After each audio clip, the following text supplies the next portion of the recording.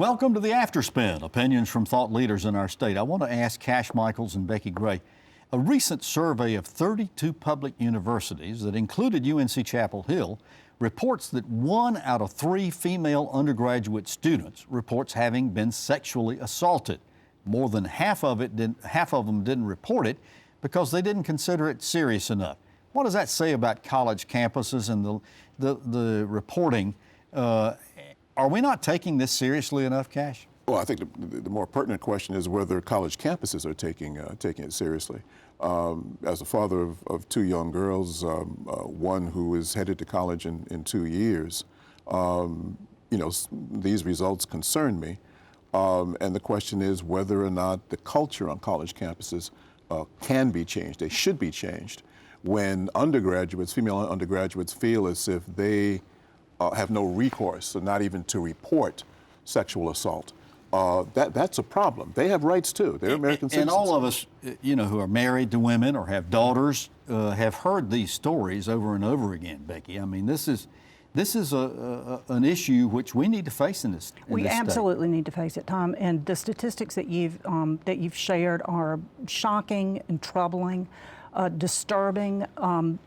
This study found, close to 50% of women that have been in a university for 4 years have experienced, sexual assault, non-consensual kinds of things going on. I have personal knowledge of this. My younger daughter was raped when she was a sophomore at UNC Wilmington. So my family has dealt with this on a very personal level. And again, Cash, I absolutely agree with you that the culture on our campuses, the things that are put into place, the culture of all of us, I think, we really need to look at this. And there's 3 things that I'd like to mention that I think we should be looking at. And one is, ways that you can prevent these things to the extent that you can. Things like ensuring that doors and windows lock, having parking garages, having hallways that are well lit, providing escorts for women after dark to get around campus, for women to stick together, for to have a buddy system, to be aware of your surroundings, to be aware of troublesome situations that yes. May be in there, for families and moms and dads to talk to their daughters about these things so that you can become aware of the threats that are out there. And then there's also the issue of when these things do occur and the culture that we have around this. When my daughter was raped, she has commented numerous times that the police officers and the detectives seemed to be much more interested in how much she had to drink that evening rather than what these 2 men did to her when they broke into her house.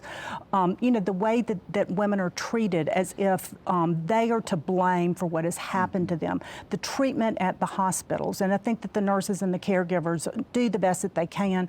Interact here in Raleigh does a phenomenal job of really being sensitive to the wounds that these women have had during these kind of experiences in the way that they're treated, and the examinations are done and the evidence is gathered. And this happened several years ago, so far as your daughter is concerned. Yes. Are there still evidences of the wounds from that? Tom, of course there are. These are wounds that will never go away. And, she is a survivor. She has decided, she's the bravest person I know, that this incident is not going to define who she is. Mm-hmm. And she has risen above that. She has devoted her career now to children, to people, to adults that are dealing with mental health issues and are sort of the weakest among us, if you will. To help them. But the third point that I want to make, and I think this is something that we don't talk enough about, and I think that it's absolutely critical in this discussion, and that's that we need to talk to our boys and our sons. I was going to ask you. And this is with, you can pass laws, and we need to do that. You can you can make mandates and do things. You can have government programs that help these people in need. All of that is good, but nothing replaces the conversations and what takes place around kitchen tables with families, within the faith community, with aunts and uncles and moms and dads and people that and children care watching about how kids. Their dads treat their mothers. And yes. And so we talk about the women that are victims of this and the women that are survivors and how we can help help them move forward. I don't think we talk enough about what are we doing for the young men? What are we talking about the boys? Why aren't we raising better boys? Well, and it goes beyond that. When a group of guys get together and somebody makes a comment that's untoward, other guys ought to step up and say, wait a minute.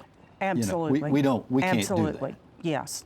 And that's not being done in this Right. culture. Yeah. This is a serious problem. You know, Tom, and I just want to say too, for our viewers, when you proposed this topic a couple days ago for Cash and I to discuss, you were not aware of this situation. Not at all. But I want to thank you, and we had a conversation, and you said if you're not comfortable talking about it, it's okay. That would be a disservice to you. It would be a disservice to our viewers. It would certainly be a disservice to my daughter and my family not to talk about it. And I know over the course of the 20 years that you've been doing NC Spin, we've talked about some uncomfortable situations. You have never shied away from that. Yeah, but we've never talked about this one before, and we should have. And we have, and good for us, Let's good make for a you. promise Thank to do you, that thank you again. for allowing Well, this today. you know, it's a very big problem in this country. There's no question about it. Well, thank you for watching the After Spin. We'll have more video all during the week on ncspin.com.